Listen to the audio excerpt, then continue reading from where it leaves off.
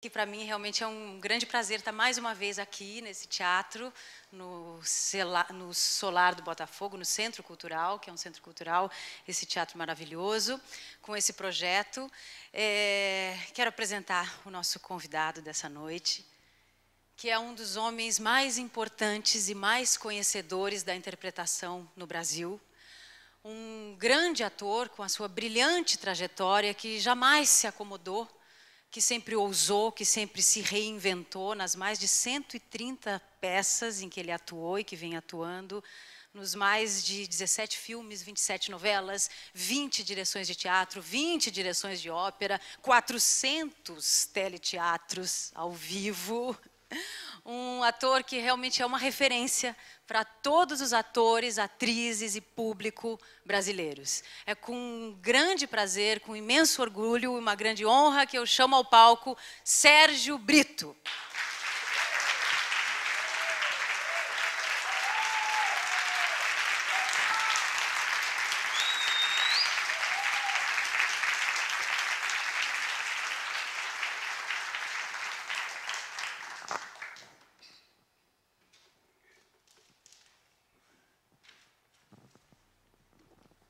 Sérgio, doutor Sérgio, é isso?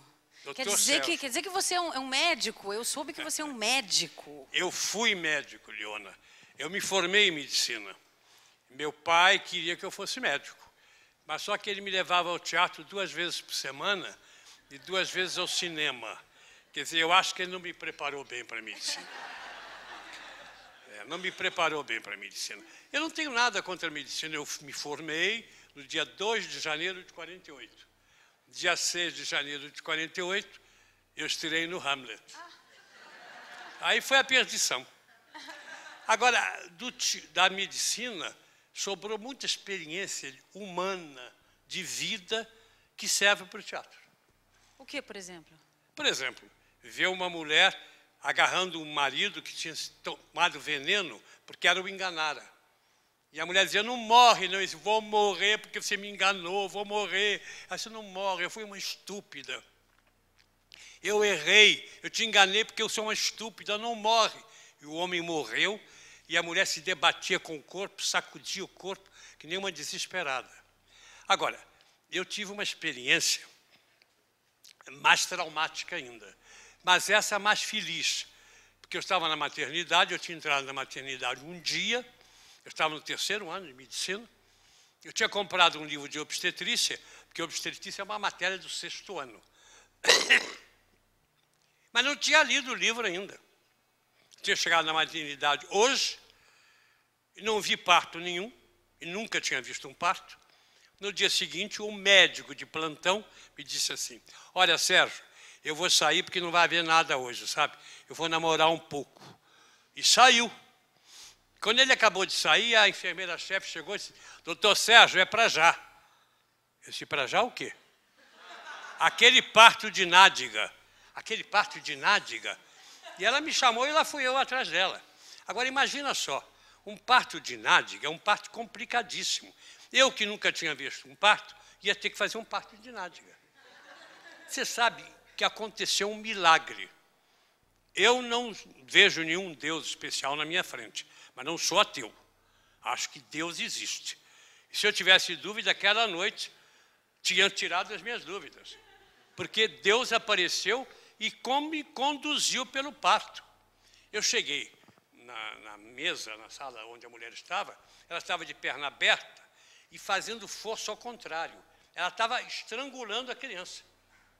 E tinha rasgado, já tinha um rasgo enorme nela embaixo. Eu tentei segurar aquele rasgo, mas não via. A nádega da criança estava saindo. Aí eu fiquei pensando, olhando aquela nádega saindo. Aí eu disse, meu Deus, eu vou meter a mão aqui.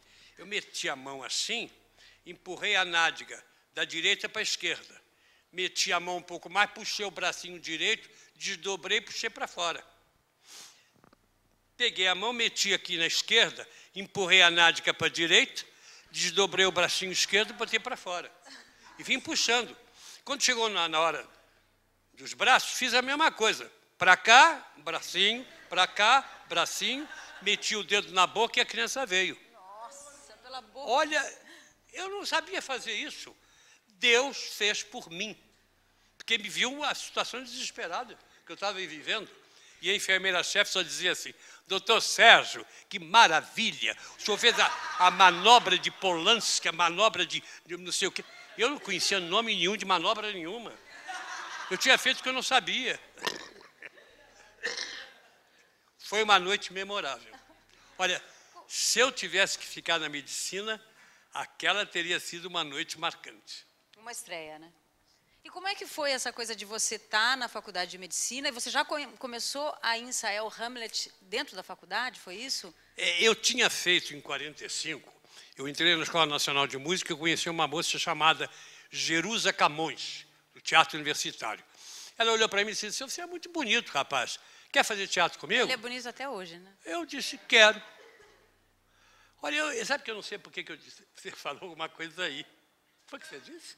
Eu falei que você é bonito até hoje. Ah, que isso. É ou não Bondade. é, gente? É, elegante. Gente velha é sempre elogiada. Não, não é, não. Mas a Jerusa me pegou assim de sopetão. E eu, que era tímido, não imaginava fazer teatro, disse: sim, quero. E fiz o Benvolio do Romeu e Julieta, no Teatro Municipal. Porque nessa época o governo patrocinava teatros amadores, teatros que eram verdadeiras escolas, porque a minha geração não foi a escola de teatro. Fernanda, Ítalo, eu, essa gente toda não foi. Natália deu uma saidinha lá para as Europas da vida. Mas a gente não frequentou a escola, então a nossa escola era aquele trabalho com os teatros amadores. Aí, em 48, o Pascoal disse: vocês vão fazer o teste para o Hamlet, né? Eu disse: eu não sou ator, eu vou ser médico. E o Sérgio Cardoso: Sérgio, vem fazer o teste comigo, só para fazer companhia. Fizemos o teste. O Pascoal Carlos Magno? Pascoal Carlos Magno. O Sérgio ganhou o Hamlet e eu ganhei o Laertes. Mas eu disse assim: eu não vou ser ator, dá o papel do Laertes para quem vai ser ator. Me dá aí o Horácio, um papel qualquer. E era impressionante que, nessa época, eu fazia teatro com uma irresponsabilidade maravilhosa. Eu não tinha medo de entrar em cena. Eu nem me preocupava, chegava na última hora, botava a roupa e entrava. Mas não tinha nenhuma preocupação.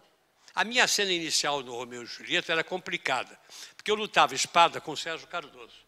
E nós tínhamos ensaiado uma lutinha que tinha 1 minuto e meio de luta de espada, entende?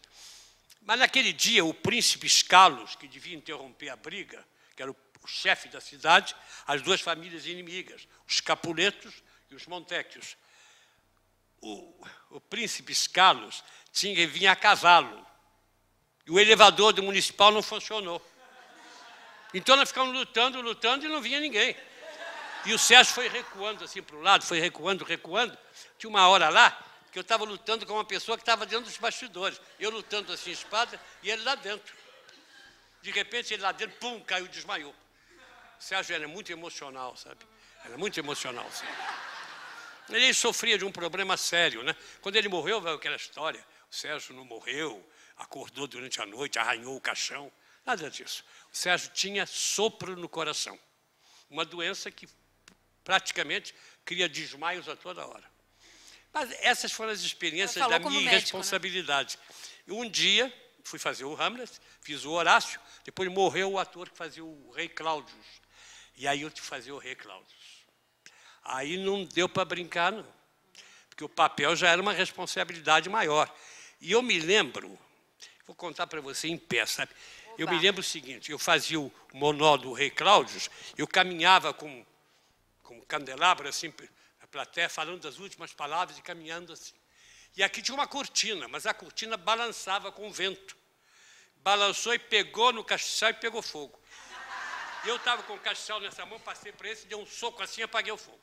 Nossa. Foi um momento de esperteza.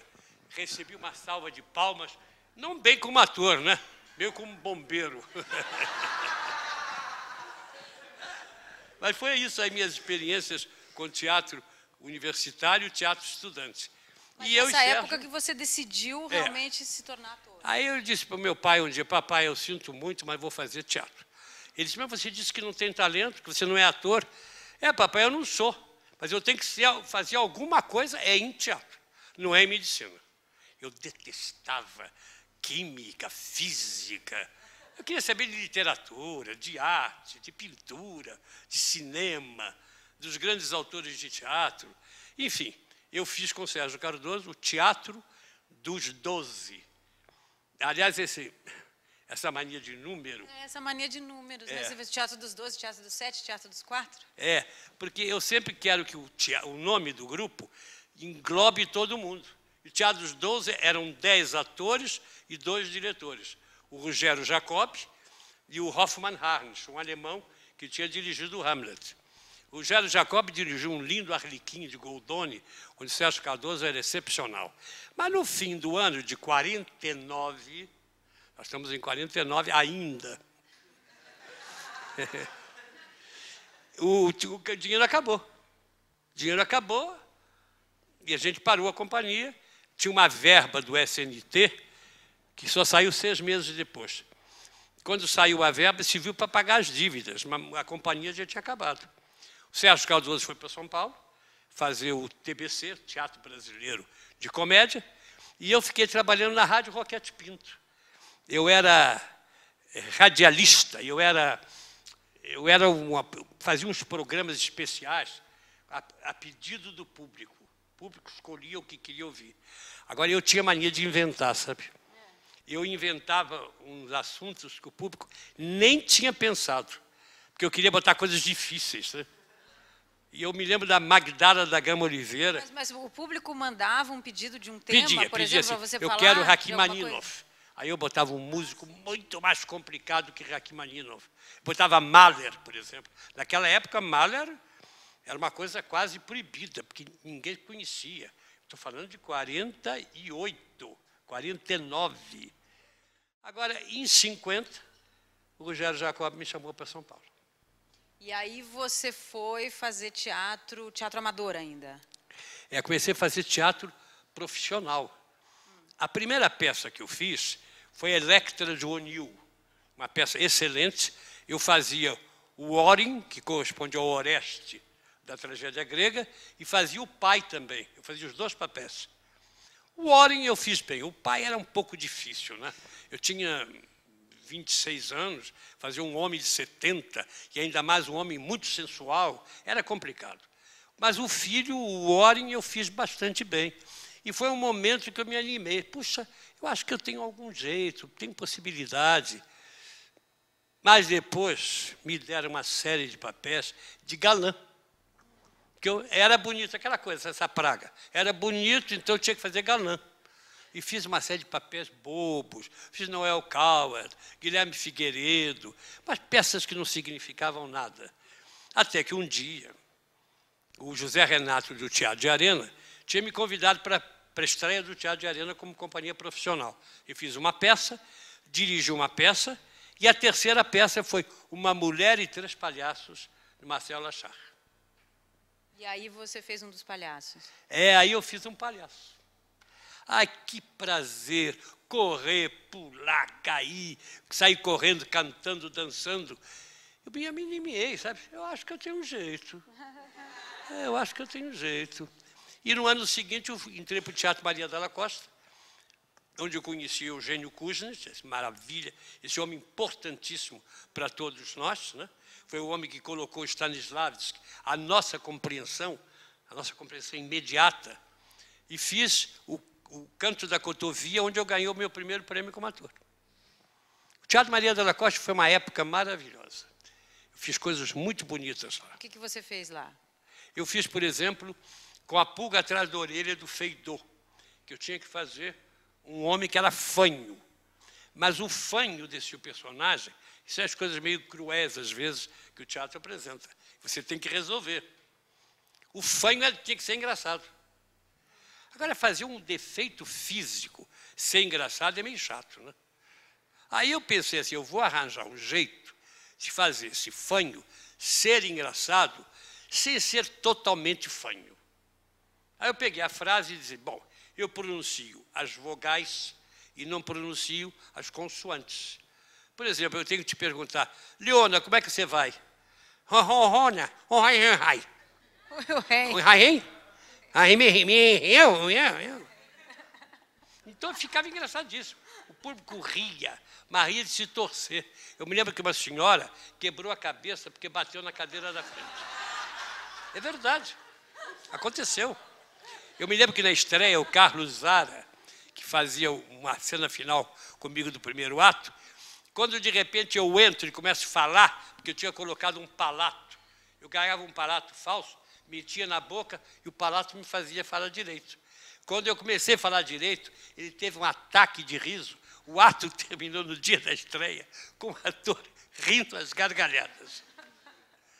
Depois eu fiz Mirandolina de Goldoni, fiz a Moratória do Jorge Andrade, fiz Bonaventura na Ilha dos Papagaios, do Sérgio Tófano, e depois o Gianni Rato chegou um dia lá e disse que ia embora, porque o Sandro estava querendo modificar umas coisas na companhia, muito gasto, não sei o quê, e ele ia para o TBC. Nós todos fomos para o TBC. Isso em 56. Nós todos fomos atrás do Gianni Rato. Foi muito doloroso, sabe? Porque, na verdade, a gente traiu a Maria da Costa. Mas eu penso sobre isso assim. Se a gente não traísse a Maria, ia trair a nós mesmos. Porque o Rato, para nós, naquela época, era tudo. Era o nosso chefe, o nosso líder, o nosso pai, o nosso diretor. E ficamos no TBC 56, 57, 58. 59 já estávamos no Rio fazendo outra coisa. Mas em 56 aconteceu o Grande Teatro. O Grande Teatro na TV. Na TV Tupi. Foi primeiro TV Tupi. Uhum. O Grande Teatro foi assim, eu cheguei no Rio para fazer uma peça chamada Casa de Chá do Luar de Agosto. E eu fui à TV Tupi e disse assim, olha, Guilherme, era o Guilherme Figueiredo que dirigia a TV Tupi. Eu poderia fazer um programa segundas-feiras aqui. Toda semana uma peça diferente. Você acha que é capaz mesmo? Sou. Você querendo, eu faço uma peça semana que vem. Isso está bom. Então faz uma peça semana que vem e depois vamos ver. Ele me colocou numa semana e na semana seguinte o Sérgio Cardoso. Eu tive sorte. Eu fiz Espectros de Ibsen com a Natália Timberg, Maria Helena Dias, Ítalo Rossi e Fábio Sabag. Em uma semana? Em uma semana? Em uma semana ensaiamos e botamos em cena. E agradou. A peça do Sérgio não agradou. Então ele chamou, quer fazer toda semana? Vou fazer. Aí constituiu o elenco. Natália, Fernanda, Ítalo, Fernando Torres, Flávio Rangel dirigia também a gente. O Fernando era ator, também dirigia. Gilca Salaberry, Aldo Di Maio, Francisco Coco, Caminha Brandão. Olha, passou pelo elenco do Grande Teatro o teatro brasileiro. Passou todo mundo. E você está falando assim dessa época, é uma coisa que a gente tem bastante curiosidade, essas grandes companhias desse momento aí, o Teatro de Arena, o TBC, desse momento que praticamente o teatro brasileiro estava se consolidando no século XX, né? Como é que foi isso? Quer dizer, alguma coisa que você possa falar para a gente desse momento, desse aprendizado, do que vocês viviam com esses grandes diretores, com esses grandes mestres que atuavam e que dirigiam nessa época? Estamos na época justamente que aconteceu isso. A verdade é que, com 43, quando o Zimbinski estreou Vestido de Noiva do Nelson Rodrigues, aconteceu alguma coisa que balançou o Teatro Nacional. Balançou mesmo. Todo mundo ficou vidrado nas propostas do Nelson Rodrigues, apresentando o povo brasileiro de uma maneira comum que ninguém tinha feito. O Zimbinski falava em personagem. E nós estávamos habituados a ver um repertório com grandes atores, Dulcina, Jaime Costa, Procópio, mas todos esses atores se repetindo, tranquilamente, fazendo a si mesmo sempre, apenas variando de personagem. Não havia uma preocupação de criar um personagem. Aí, quando nós entramos, teatro universitário, teatro estudante, os comediantes, o TBC, Teatro Brasileiro de Comédia em São Paulo, começou a balançar o coreto dessa gente. Uns anos mais, a companhia do Jaime Costa não existia, o Procópio desistiu de fazer teatro, a Dulcina foi para Brasília, e nós tomamos conta do território do teatro brasileiro. Foi essa geração que fundou, que fabricou o teatro, que é o melhor que resta ainda hoje, apesar das dificuldades que nós atravessamos nos dias de hoje, que não são tão bonitos como já foram. Mas a verdade é que os anos 50 foi o ano que definiu, estabeleceu um novo teatro para o Brasil. Até porque na época também não tinha televisão da maneira como tem hoje, nem cinema da maneira como tem hoje. Na né? televisão Então, tinha uma importância relativa. Né? Agora, por exemplo, a televisão, a gente não pode sempre falar mal, porque eu fiz esse grande teatro na televisão, que a gente fazia uma peça por semana, e durante 6 anos fiz a peça ao vivo, sem VT, ao vivo, tinha que decorar tudo numa semana. E o meu elenco era uma gente maluca, uma gente completamente maluca. Aliás, Natália, Ítalo e Fernanda sempre falam comigo sobre isso, dizendo que realmente eu consegui movê-los a essa loucura que manteve esse programa 9 anos em cartaz. Fizemos 400 peças, das quais 100 foram adaptações de Manuel Carlos.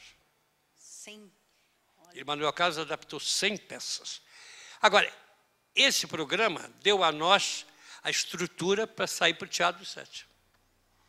Mas 59. essa coisa da televisão, quer dizer, isso aqui é legal também, é importante que atores desse primeiro processo do Brasil, quer dizer, com essa dedicação, com essa qualidade, e começassem a fazer a televisão, e a televisão se tornar o que é hoje, com a qualidade que ela tem hoje. Eu acho que isso também foi uma coisa importante, né? E dali trouxe a popularidade para vocês, e vocês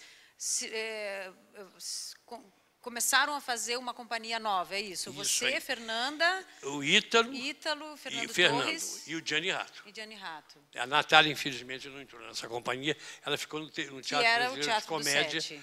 Ela ficou no Teatro Brasileiro de Comédia, que estava sendo dirigido na época pelo Flávio Rangel. Agora, a verdade é que nós tivemos essa chance, porque as companhias de teatro naquela época eram assim, Eva Tudor e seus artistas. Isso não estou xingando a Eva Tudor. Maria Della Costa e seus artistas. Porque os atores estavam com todos os nomes lá embaixo. Aí nós passamos pelo Grande Teatro a existir Fernanda Montenegro, Natália Timber, Sérgio Brito, Ítalo Rossi, a existir individualmente, com força de um nome novo. Isso nos possibilitou criar o Teatro dos Sete. Vocês fizeram a companhia. E como é que foi? Foram vários anos com essa família de teatro. Nós estreamos em 59 com o Mambembe no Teatro Municipal. O Mambembe tinha 84 pessoas em cena na estreia do Municipal. Nós tivemos lá uma verba para fazer cenários e figurinos. E um pequeno auxílio para manter aquele elenco naqueles 15 dias. Vocês eram produtores do espetáculo? Eu era produtor, era ator também. E é muito curioso que também ali, no Mambembe, eu fui obrigado a fazer um galã. Quando chegou na hora de escolher o elenco, a Fernanda, não, você tem que fazer meu galã. O público de televisão vai esperar que você seja o meu galã. E eu tive que fazer. Mas aí você já gostava um pouquinho. Agora, então, quando... Aí, Sérgio? Como? Aí você gostou de fazer o galã? Gostei, porque a peça foi um sucesso incrível, mas tem um problema muito engraçado sobre o Mambembe. Eu estava com problemas de audição. E quando eu ensaiava numa sala pequena, piano ali, eu cantava com a maior facilidade. E o maestro disse, mas que voz linda! Pois é. Aí fomos para o Municipal. A orquestra saiu da frente e foi para o lado. Lá para dentro. Foi indo lá para dentro. Quando começou a minha área, eu não ouvia absolutamente nada. A área era mais ou menos assim. Ai, tosse. Piedade eu te mereço, ó minha doce amada. Era uma coisa levíssima. Era uma voz de tenor. Era uma voz de tenor e a minha voz é de barítono. No dia da estreia, eu entrei e cantei assim. Piedade eu te mereço, que eu não ouvia, queria ouvir. A Odinha doce amada. Aí eu percebi que estava tudo errado. E o maestro Calua batia o dedo lá no piano dele. Mas não adiantava bater o dedo no piano. Aí o que eu fiz? Comecei a enlouquecer o personagem. Botei a mão na cabeça, comecei a exagerar tudo. Quando acabou a área, foi uma salva de palmas. Sim, porque virou uma área cômica. Foi minha salvação. Mas, apesar disso, o Mambembe foi um espetáculo de memória, para guardar na memória. Nós fomos para Copacabana com um elenco um pouco menor, 60 pessoas. Ficamos 6 meses, sem nenhuma verba. Olhem bem isso, olhem esse número. Sustentados pela bilheteria. A bilheteria pagava um elenco de 60 pessoas. É distante isso, não? Parece quase impossível, não? Mas aconteceu. E vocês chegaram a fazer outros espetáculos assim? Nós trabalhamos de 59 a 65. Fizemos A Profissão da Senhora Warren, Bernard Shaw. Fizemos O Cristo Proclamado, que foi um grande fracasso, daqueles monumentais fracassos. Nós tínhamos espetáculos, no primeiro sábado tinha 50 pessoas. Mas, na verdade, era um espetáculo maravilhoso do Gianni Rato, muito avançado para a época. Muito avançado para a época. O Gianni fez até, com a direção da filha dele, um documentário. Você conhece o nome? Como é mesmo? A Mochila do Mascate? É isso aí. Mochila Mascate. E ele, nesse documentário, ele se queixa de nós. Na verdade, ele é injusto, porque ele diz que nós não queríamos fazer a peça. Não é verdade. Gianni, esteja você onde esteja, eu quero te dizer que nós queríamos fazer a peça. Mas nós sentimos que não ia ser sucesso. Isso é outra coisa. Às vezes a gente tem que admitir, né? Perceber que não vai ser sucesso. E o Gianni ficou furioso, nunca perdoou a gente por um crime que nós não cometemos. São coisas de teatro, né? Fizemos A Pulga Atrás da Orelha, a repetição. Fizemos Beijo no Asfalto, foi direção do meu querido amigo falecido agora, Fernando Torres, um espetáculo de sucesso incrível. Depois fizemos Festival de Comédia, fazíamos Cervantes, Molière e Martins Pena. Pelo qual você ganhou todos os prêmios do ano. É, todos os prêmios do Rio e de São Paulo. Eu e a Fernanda. Depois fizemos O Homem, a Besta e a Virtude, do Pirandello. Fizemos uma ópera eletrônica, com música do Luciano Berio e texto da Jussi de Oliveira, um espetáculo maluco completamente. Fizemos ainda, repetimos O Beijo no Asfalto, começamos a experimentar alguma coisa, resolvemos fazer uma Mirandolina. O Gianni era um homem obcecado por botar em cena o texto como ele era. Os outros italianos, por exemplo, como Adolfo Celli, que era mais criativo, fazia questão de criar em cima do texto um espetáculo com marca de Adolfo Celli. O Gianni não tinha essa preocupação.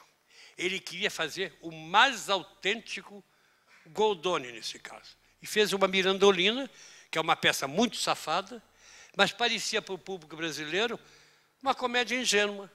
E foi um belo fracasso. Ficamos com dívidas. Fernanda, eu, Ítalo e Fernando telefonamos para o Gianni e dissemos, vamos montar um feitô outra vez para salvar a onda aí e pagar as dívidas. Ele disse, não, eu não me vendo. Quanto é o prejuízo? Vamos dividir aí, eu mando o dinheiro. E acabou a nossa ligação. Aí, Fernando e eu fizemos a companhia Torres e Brito de Versões Limitadas. Fizemos 3 peças muito importantes. A Mulher de Todos Nós, que é uma adaptação do Milor Fernandes, O Homem do Princípio ao Fim e A Volta ao Lar do Pinter. Foi um dos primeiros Pinters que apareceu no Brasil. A peça não era entendida. Era muito difícil. Eu me lembro que o Globo fez um ataque violento à Fernanda, dizendo como é que a primeira dama do país aceita fazer uma peça tão cheia de palavrões. E havia gente que acusava o Milor de ter inventado palavrões que não existiam. Nada disso era verdade. Mas era uma época de meio de dúvidas, sabe? Dúvidas. Estávamos em 67, 68.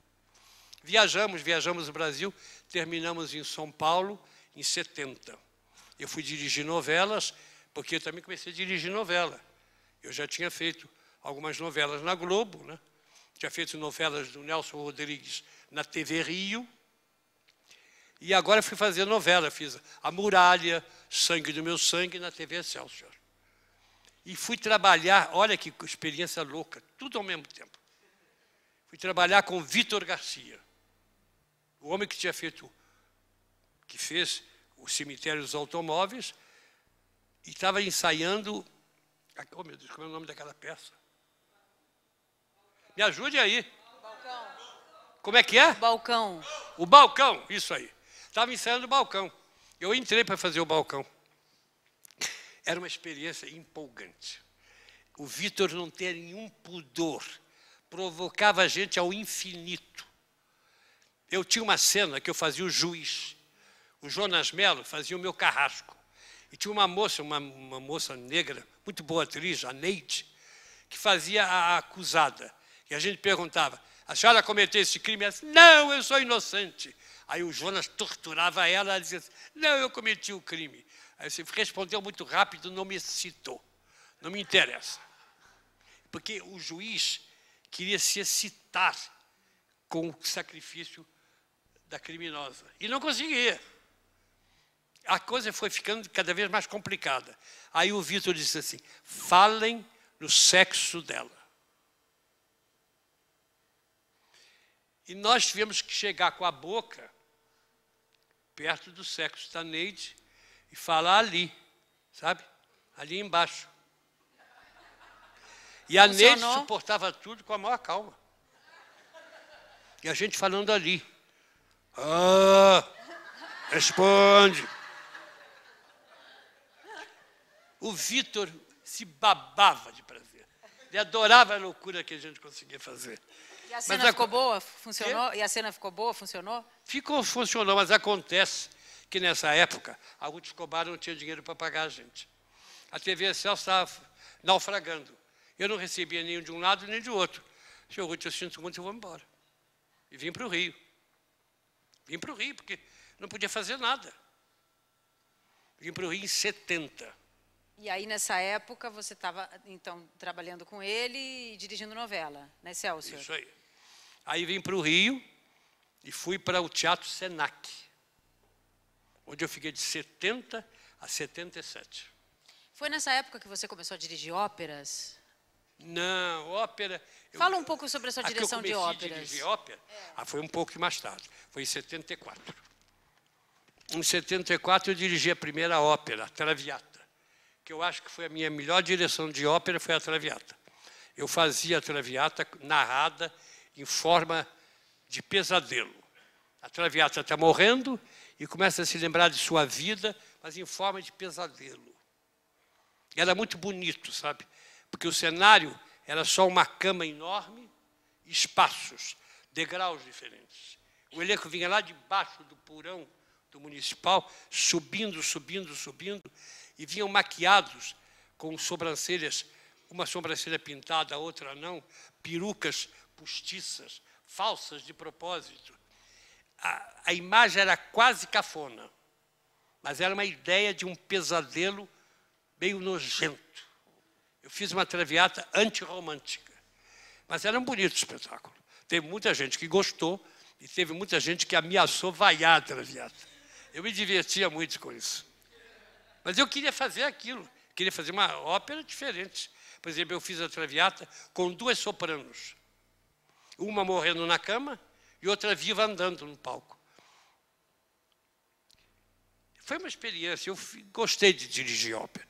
Você acha que a diferença da ópera para o teatro, você que dirigiu teatro, televisão, ópera, trabalhou no cinema, quer dizer, a diferença de linguagem, além da questão de ser musical e de ser prosa, poesia, música, enfim, dessa diferença inicial de linguagem, qual que é a característica realmente que difere a interpretação na ópera? Quem diz uma palavra perfeita sobre isso é o Peter Brook. Peter Brook diz o seguinte: a ópera, quanto mais artificial, melhor. Porque, na verdade, se você, em vez de falar eu te amo, diz eu te amo, é completamente fora da naturalidade. Então, você caminha por uma estilização que é altamente teatral, mas é altamente falsa, altamente perigosa, com o perigo de ficar uma coisa realmente muito artificial. Mas é isso que é o encanto da ópera. É um teatro que fala de assuntos verdadeiros, dramáticos, de maneira falsa. Quando o teatro realista, a ópera às vezes parece realista. Puccini, por exemplo, Tosca, Bohème, parecem óperas realistas. Mas tem a sua falsidade. Mais suave, porque nos casos de Puccini, ele era baseado em peças de teatro ou em livros, que dava a ele mais solidez de dramaturgia. A Traviata é mais doida completamente. Agora, eu acho ópera apaixonante. Minha ópera predileta é a Carmen, que eu dirigi 3 vezes. 3 vezes? Dirigi 3 vezes. 2 vezes no Rio e 1 vez em Curitiba. E você, no cinema, porque a gente sai da ópera para o cinema, para a televisão, você tem essa coisa de passar por várias linguagens pelo rádio, não é? Que você já foi radialista aqui na Rádio Roquete Pinto. Mas, falando da interpretação no cinema e na televisão, ao mesmo tempo, praticamente ao mesmo tempo, você dirigia a televisão e atuava no cinema já nessa época? Ainda não? Não, eu atuei em cinema, temos que voltar um pouquinho atrás. Nos anos 50, eu fiz cinema com Mário Tivelli, em São Paulo. A Multifilmes e a Maristela. Foram 2 companhias, foram tentativas do Mário Tivelli de fazer cinema. E eu fui lá para trabalhar com ele, para fazer uma carreira de diretor. É o que eu queria ser. Nessa época, nos anos 50, não tinha chegado ainda o Palhaço, de 53. Então eu estava empolgado para fazer cinema e largar o teatro. Eu não era bom ator. Eu não me acreditava, mas as 2 companhias do Tivelli não deram certo. Eu fiz pontas nos filmes, eu cheguei a dirigir cenas, cheguei a escrever roteiros. Eu escrevi um roteiro chamado O Homem dos Papagaios, que foi feito por Procópio. Eu escrevi os diálogos do Destino em Apuros, que foi um filme com Paulo Otran, o primeiro filme colorido brasileiro. Mas isso tudo não pegou e as companhias furaram, e eu acabei outra vez.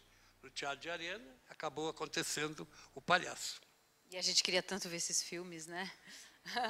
Aliás, você tem uma cinemateca com mais de 10 mil nomes, não é isso? Agora não são 10 mil.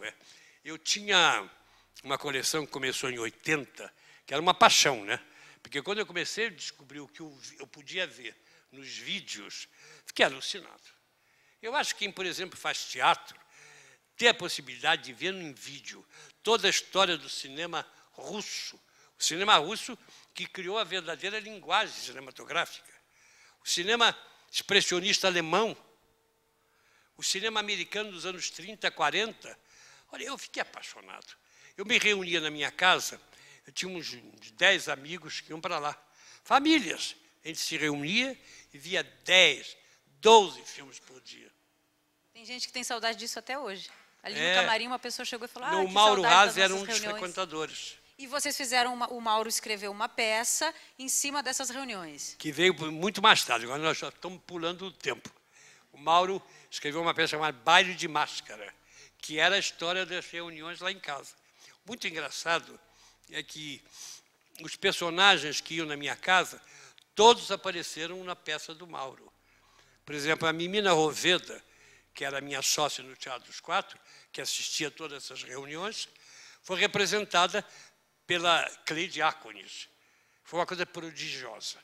Eu não sei até hoje o que aconteceu. A Cleide não conhecia a Mimina. A Cleide chegou um dia, foi para o hotel, ficou estudando o texto. No segundo dia ela chegou e começou a fazer a Mimina. A Mimina que estava na plateia começava a chorar, porque era a Mimina que estava em cena. Eu acho que isso foi qualidade do texto do Mauro, que também escreveu naquela época para nós Cerimônia do Adeus, que tinha Natália de Simone e eu de Sartre, que era uma peça muito bonita também. Mas nós estamos nos anos 70, você me fez pular para os anos quase. Você estava no Teatro do Sete. Nos anos 70, eu estava no Senac. Eu fiz lá o meu primeiro Beckett. O Fim de Jogo, direção do Amir Haddad. Mas é curioso, como naquela época a gente não sabia o que era Beckett. Hoje em dia, eu tive a surpresa de ter jornalistas, repórteres, simplesmente repórteres, que foram me entrevistar e sabiam de Beckett. Me deixou surpreendido. Não é que eu estou chamando os repórteres de burros, nem de ignorantes, mas repórter que sabe profundamente de Beckett, espera aí, é uma mudança razoável. Eu me lembro que naquela época eu fazia o Ram, que era um homem cego, está morrendo, né, sentado na cadeira de rodas, e tem uma hora que ele pede socorro ao pai e à mãe, que estão, por sua vez, dentro de uma lata de lixo. Eu dizia, pai, mãe. Aí o senhor na plateia disse assim, saíram porque acharam tudo muito chato. Foi barra pesada, sabe? Eu levantei e disse assim, olha, se o senhor não tem nada a ver com Beckett, pode ir embora, a porta está aberta. Agora, se fica caladinho, porque o Beckett é o maior autor do século XX. E eu acho isso até hoje. Mas naquela época o Beckett era estranho mesmo. Era estranho. No Teatro Senac, eu fiz O Marido Vai à Caça, com a Fernanda e com o Ítalo. Voltamos a nos reencontrar. Quer dizer, a gente tinha se separado em 70. Em 71, já estava trabalhando junto outra vez. Foi uma direção do Amir maravilhosa. Maravilhosa. E Fernanda Montenegro, Fernando Torres e Ítalo Rossi foram seus grandes companheiros de cena, junto com Natália Timber, junto com tantos outros. Eu queria que você falasse um pouquinho do prazer da contracenação. Foi uma família, né? A família que fez o Grande Teatro, a família que trabalhou no TBC, a família que depois continuou no Teatro 7 sem a Natália, mas continuamos. Mas a Natália veio encontrar conosco outra vez, mais tarde no Teatro dos Quatro, onde fez o Jardim das Cerejeiras, assim se lhe parece, do Pirandello.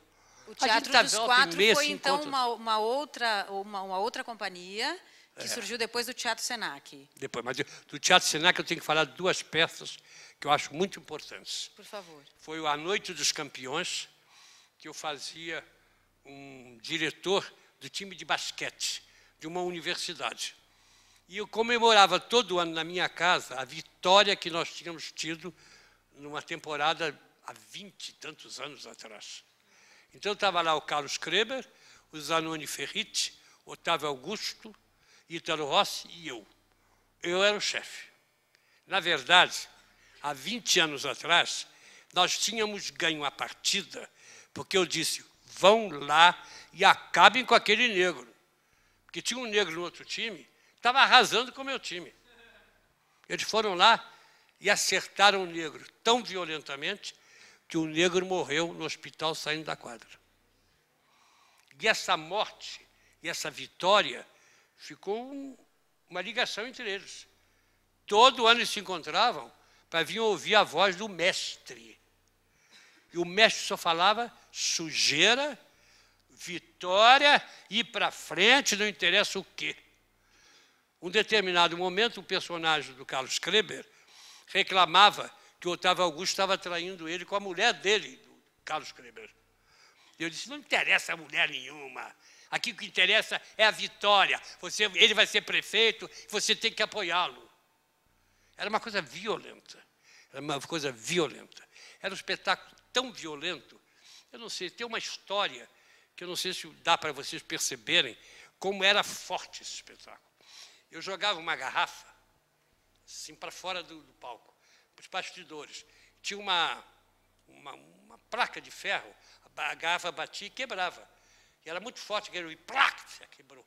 O dia eu joguei, a garrafa voltou. Eu não tive dúvida, eu chutei a garrafa. Ganhei outra salva de palmas. Depois saí, naquele dia, por acaso, eu não troquei de sapato. Quando eu cheguei em casa à noite, olha aí a violência da coisa. Fui tirar a bota, não saía, porque estava toda embaixo cortada pela garrafa, estava tudo ensanguentado e o sangue tinha grudado na meia e na bota. Quer dizer, a violência da cena era de tal ordem que eu não sentia o pé sendo cortado. Era um momento de paixão, né? A gente fazia um teatro apaixonado. Você acha que essa violência se devia também ao nível de paixão da interpretação de vocês ou ao texto mesmo? Como é que é?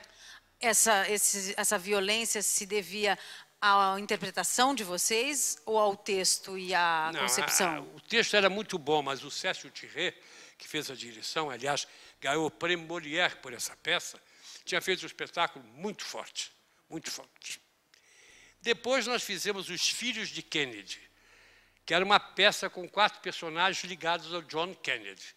Uma mulher, que era a Wanda Lacerda que fazia, alucinada pelo Kennedy. A Susana Vieira, que fazia uma mulher apaixonada pela imagem da Marilyn Monroe, e queria ser Marilyn Monroe.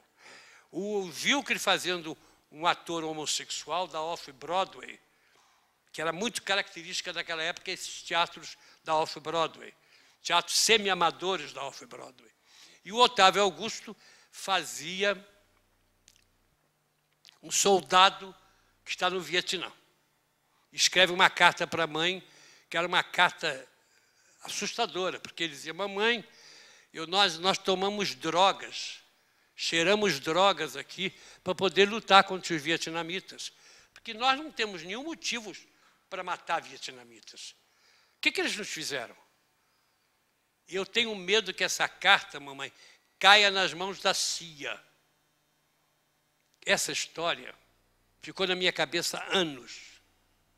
Eu um dia fiz um curso e dei esse texto para os atores fazerem, para os alunos fazerem. E um aluno me disse assim, pois é, mamãe, eu estou com medo que essa carta caia nas mãos da CIA. Aí eu disse para ele, mas você não deu nenhuma importância à palavra CIA. Mas qual é a importância que eu tenho que dar? Não, é CIA. A outra disse, mas CIA e daí? Eu espero um instantinho. Espera um instante. O que é CIA para vocês? Silêncio. Diminutivo de companhia. A aula acabou aqui, vamos para casa, e amanhã só tem aula se todos trouxerem 2 páginas escritas sobre a CIA. Sabe que começou uma onda nova, não sei, uma onda de ignorância, da juventude mal conduzida, querendo fazer tudo de qualquer maneira, superficialmente. Isso me deixou muito preocupado. E essa preocupação foi tão grande que eu comecei a deixar de fazer curso. Você acha que isso está mudando atualmente? Não está melhorando, não. Não está melhorando, não. Eu ouço cada vez mais gente jovem a dizer bobagem. Existe uma escola, por exemplo, que eu acho bastante interessante, que é a CAL, a Casa das Artes das Laranjeiras. Mas, ainda assim, eu me pergunto se um estudo de teatro... A minha ideia é que, para estudar teatro, você devia ficar de 8 horas da manhã até as 8 horas da noite. Pelo menos 5 vezes por semana, ou 6 vezes até. Estudar mesmo. A gente aprende, ouve falar umas coisas, nem percebeu o sentido total do que ouviu falar, já está passando para outro assunto. Não está certo, alguma coisa está profundamente errada, e eu debato isso muito, por isso eu não tenho me alimentado de fazer curso. Eu sempre gostei muito de fazer, mas cada vez foi diminuindo, até o nada. Eu tenho certeza que tem muita gente que gostaria de fazer curso com você. Eu gostaria de fazer assim, mas está difícil. Agora, você sempre foi um ator que teve coragem de se renovar. Então, você trabalhou nessa época acho que é do Teatro dos Quatro, por exemplo, com o Gerald Thomas, que era um diretor na época novo, que estava significando uma nova referência. Em 78 eu comecei a trabalhar com o Teatro dos Quatro, e em 76 eu fui a Londres e conheci pessoalmente o Gerald Thomas. E ele, como sempre, bem atrevidozinho que é, disse para mim assim: você é um ótimo ator, mas eu vejo fazer porcaria. Você precisa ser dirigido por mim. Tá bom. Um dia desse fomos trabalhar juntos. E acabou que em 85 eu convidei o Gerald e a Daniela para virem para o Brasil. Ah, você que convidou? Eu que trouxe aqui os dois para o Brasil. Sou eu responsável. O diretor da Chechel disse que eu sou o responsável. Eu não sei se ele queria dizer com isso que eu era culpado. Eu acho que o Gerald é uma figura, um criador muito importante. Eu adorei fazer 4 vezes Beckett com ele, com o Rubens Correia e o Ítalo Rossi. E depois fiz com ele uma peça mais interessante ainda, foi o Quartet, com a Tônia Carreiro. Foram 2 experiências inesquecíveis. Agora, você teve um encontro também, que eu acho que é um encontro fundamental para a gente que conhece a sua trajetória um pouco, com o Domingos de Oliveira, que é um outro grande diretor, com quem você fez também 2 espetáculos. Mas eu gostaria de falar primeiro do Teatro dos Quatro um pouquinho, Leona. Por favor, fale. Pode ser? Porque nós fizemos no Teatro dos Quatro um repertório apaixonado. E eu, Paulo e Mimina, éramos apaixonados pela qualidade de repertório. Nós fizemos os Veranistas do Gorky, fizemos Papiguito do Duvaldo Viana Filho, fizemos Assim é Se Lhe Parece, do Pirandello, fizemos Sábado, Domingo, Segunda, do Eduardo de Filippo, Filomena Marturano, do Eduardo de Filippo, fizemos a Jardim das Cerejeiras e o Tio Vânio de Tchekhov, quer dizer, um repertório altamente representativo do melhor que se podia fazer em teatro. De repente, a gente fez tudo isso, mas perdeu um patrocinador e nunca mais conseguimos um patrocinador novo. E acabamos, há 2 anos, vendendo o teatro. Vendendo o teatro. E você acha que isso se deve a quê, exatamente? Quê? Você acha que isso se deve a quê? É difícil, sabe? É difícil precisar.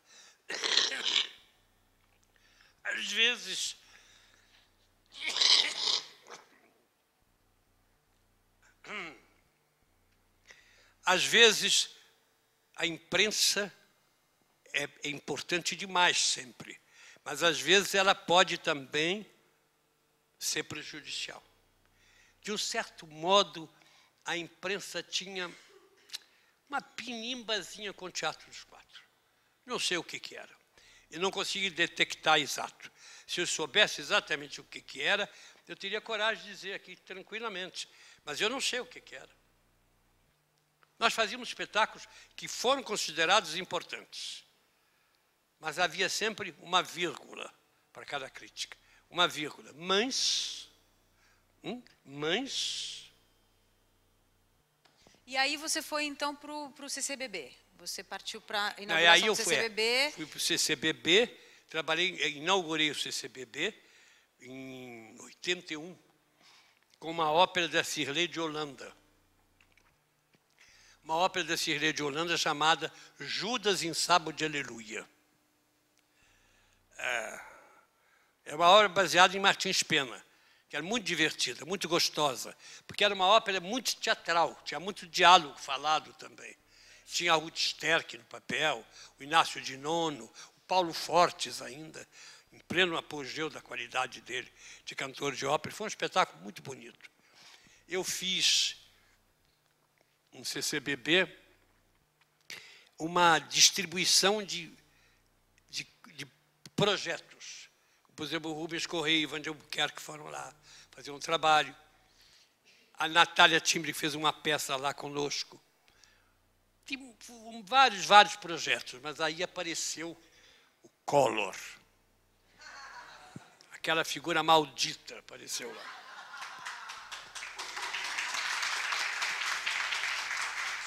Eu acho que as palmas me aprovando são poucas, ouviu? Esperava que a classe teatral batesse palmas mais vigorosas contra ele. Abaixo o Collor!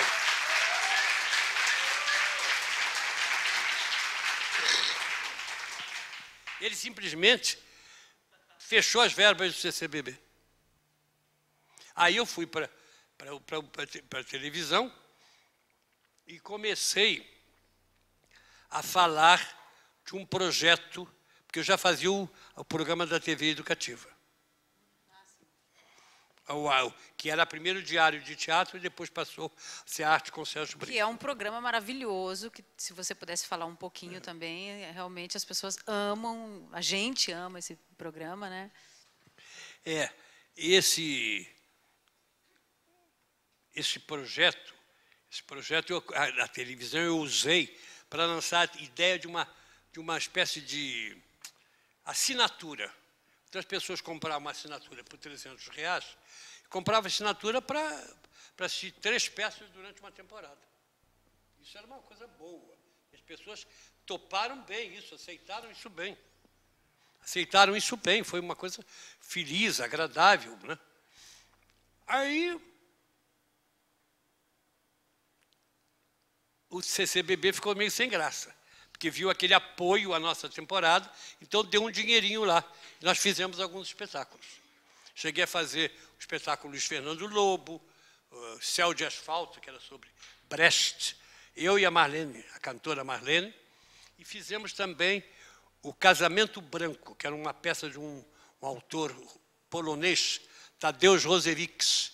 Foi um espetáculo muito interessante também.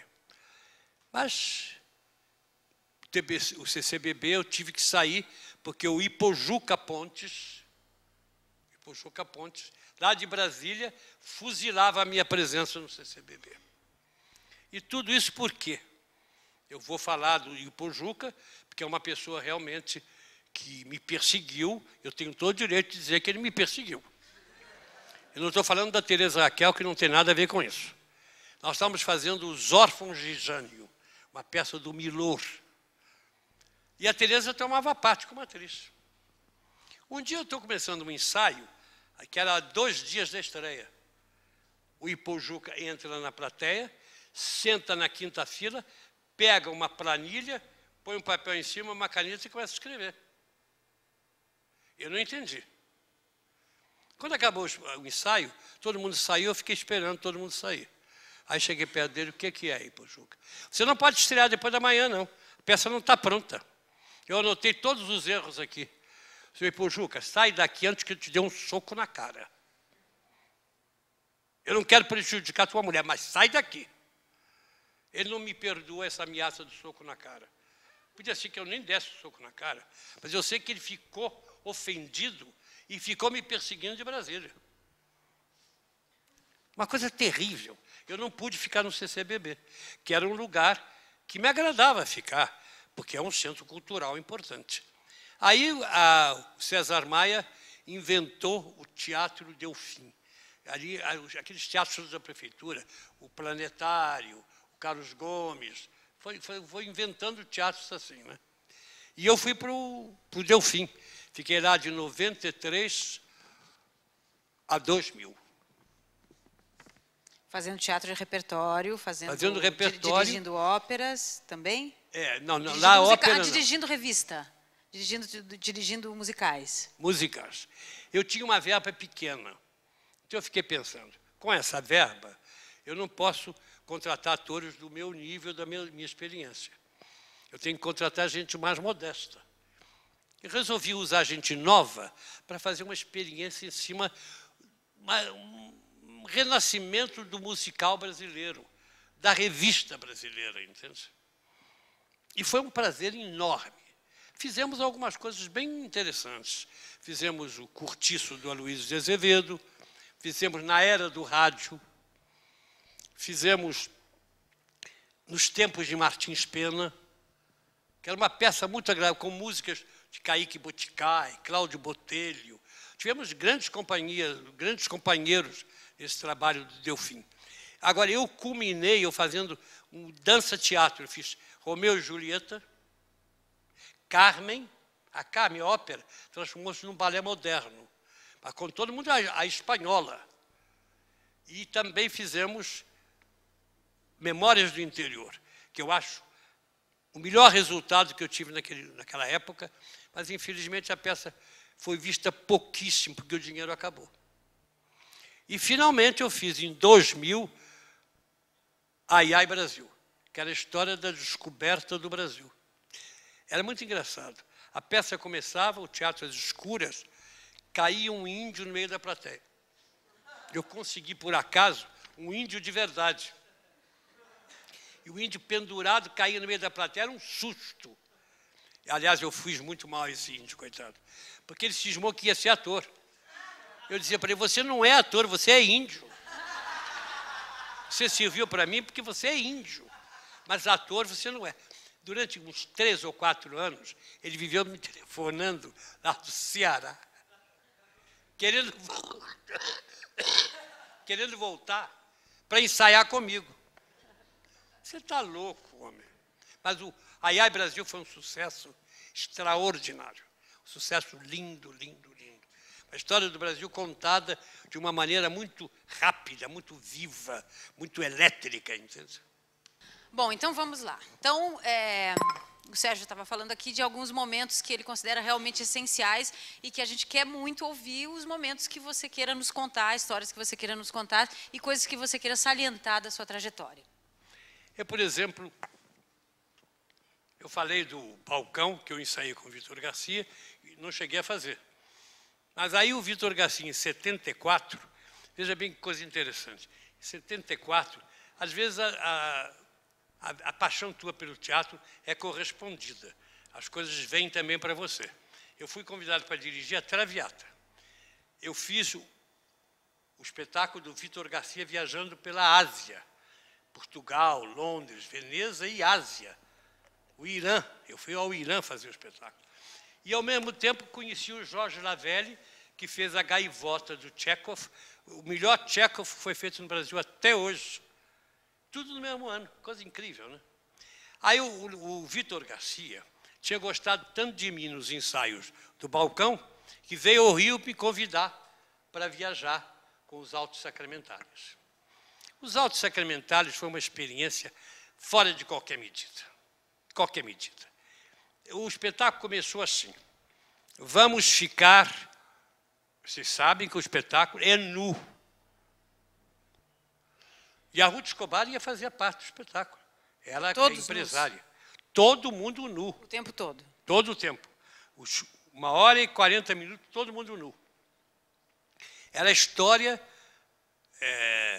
Os Altos Sacramentários de Calderón de la Barca. É a criação do mundo. Deus fazendo o pecado, postando os sentidos, as emoções, falando de tudo. E foi uma experiência curiosíssima. Nós tivemos alguns contactos especiais com pessoas, com públicos. A gente fica pensando muito que o público brasileiro é muito safadinho, está sempre disposto a encontrar piadinhas. Se tem alguém nu em cena, fica comentando sobre o tamanho, né? Essas coisas. Mas na Europa é a mesma coisa. E no Irã também? Quê? No Irã também? No Irã também. As televisões estrangeiras da Dinamarca, da Suécia, iam atrás do Antônio Pitanga. Você sabe que é famoso, né? Pois é. Eles iam e filmavam, sabe como? Em panorâmica. Assim, ó. Ficavam boquiabertos com o Antônio Pitanga. E o Pitanga, naturalmente, bastante vaidoso do sucesso que fazia, botava um óleozinho para brilhar, né? Aí era um escândalo de sucesso, né? Aí aparecia mesmo. Agora, a experiência de ficar nu, 1h40, é incrível. Porque um dia chegou, o Vitor tinha preparado. Um dia botou todo mundo de macacão. Hoje vamos ficar nus. Eu sabia que ele ia mandar tirar o macacão. Tirou todo mundo do macacão. Começamos a continuar a representar. Todo mundo com cara de que estava muito à vontade. Mas sabe como? Assim, olha. As coisas estão aqui embaixo, né? As pessoas olhando aqui para cima. Eu, de repente, parei assim, gente, vamos olhar um para o outro inteiros, né? Vamos olhar para o corpo um do outro. Aí foi uma parada e o Vitor aproveitou a deixa, né? Que realmente a gente tinha que se habituar a olhar o corpo, ter coragem de enfrentar o corpo do outro nu, ali na sua frente. Porque fingir que olhar não servia. E eu me lembro que nós fizemos uma temporada longa. Tínhamos cenas bastante provocantes. Tinha uma cena de um ator que brincava com uma companheira dele em cena, que por acaso era a comadre dele. E eles brincavam toda noite de fazer cócega na barriga um do outro. Olha, duas pessoas nuas, fazer cócega na barriga um do outro, né, meio atrapalhado. Mas eles faziam muito bem. E esse ator, por acaso, estava passando uma vida meio abstêmia de sexo, sabe? Porque não tinha ninguém, não conseguiu ninguém na viagem, não teve sorte. E a mulher dele não estava ali com ele. De repente, no final da temporada, a mulher chegou. Aí ele restabeleceu o seu equilíbrio, né? E foi tudo muito bem. Mas em cena, ele vai brincar de fazer cócega, e ela fazer cócega na barriga dele, o negócio dele levantou e ficou assim. Por quê? Porque ele tinha voltado a levar uma vida sexual normal. Então, a naturalidade que o teatro tinha permitido a ele era falsa, era insegura. Bastou voltar à vida real, que as coisas aconteceram. E eu me lembro que quando ele ficou assim, e eu fazia o chefe na cena, eu digo assim, o senhor representa Deus, e apontei para o negócio para baixar. O negócio baixou.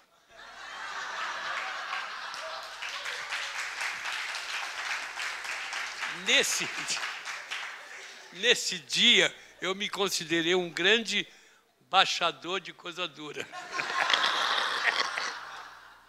Agora, isso foi que ano? 74. 74. Isso no Irã. Tinha muitas, nesse momento da história, tinha muitas peças que traziam isso, né? De 68, começando 70. Você acha que isso trouxe alguma coisa, algum diferencial para a interpretação? Não vou dizer isso. Não. Essas peças foram interessantes por desdobramento de um tipo novo de teatro. Eu acho que tem gente que sempre vira a cara e o nariz para porcaria, bobagem, essas coisas de modernismos, invenções, Vitor Garcia, não sei o quê. Não é assim, não. Não é assim, é fácil demais falar assim. O Vitor Garcia e esses criadores de teatro são pessoas importantes. Como no Brasil, por exemplo, é um Antunes Filho, é um José Celso Martinez Correia. Você pode gostar ou não, né? Você fez uma peça com ele. Sim. Você pode gostar ou não, mas não pode negar que aquele avalanche de imagens e de ideias existem coisas muito fortes e que são importantes que aconteçam. O teatro precisa dessa modernidade. Falando então, que tinha uma cena da Cacilda Becker falando que em 68, 69, mais ou menos, antes dela morrer, quando foi com o Beckett, inclusive, ela viu uma peça chamada Dioniso 69, e ela fala assim que era estarrecedor, e que aquilo era uma coisa assim que chocou, de alguma maneira, aquele momento cultural, e que teve a ver com essa transformação. Por isso que eu te pergunto, porque você fez essa peça, por exemplo, naquele momento, no Irã, no Brasil, se isso trouxe alguma transformação no sentido da interpretação mesmo. Não. Eu acho que houve a época dos escândalos. Houve a época dos escândalos. O Vitor Garcia nunca foi... Essa Altos Sacramentalis nunca veio ao Brasil. Nunca pôde vir ao Brasil. No Irã, por exemplo, nos obrigaram a representar de macacão. porque a Faradiba, era a mulher do chá da Pérsia nessa época, ela era contra. Como foi também contra a nossa matança de animais no candomblé, que levaram um espetáculo de candomblé brasileiro para o Irã. E ela não quis assistir aquilo, porque era contra a religião dela. E também o nu não foi permitido. Foi uma coisa muito difícil, muito dolorosa, muito complicada, mas foi uma experiência para viver de verdade. Porque era diariamente que a gente encontrava essas coisas. A gente representava, por exemplo, um público inglês, em Londres. E o público assim, via o espetáculo sério, mas depois fazia os comentários mais bobos. Esse tipo de comentário que a gente ouve aqui. E o pitanga, hein? Sabe como é? É o mesmo tipo de comentário. Então, isso é bom para a gente encontrar os povos que a gente respeita muito intelectualmente e baixar um pouco o nível, sabe? Não ficar tão envergonhado pela nossa falta de cultura. A coisa, às vezes, não é que é melhor para nós, é pior para eles. Agora, a experiência com o Gerald Thomas, por exemplo, também foi uma experiência marcante para mim. Uma experiência marcante. Ele fazia, nós ensaiamos 4 vezes Beckett, imagine só, com a plateia assistindo os ensaios desde o primeiro dia. No primeiro dia do espetáculo, do ensaio, já tinha umas 20 pessoas. No segundo dia já tinha 100. Todos os ensaios eram abertos ao público? Todos os ensaios. Agora ele dizia para a plateia assim, vocês não existem, vocês são invisíveis, não podem rir nem aplaudir. Até que um dia, quando chegou o final da peça, porque era a história de um cego e de um aleijado. O Rubens Correia fazia o aleijado e eu fazia o cego. Essa coisa do Beckett terrível, né?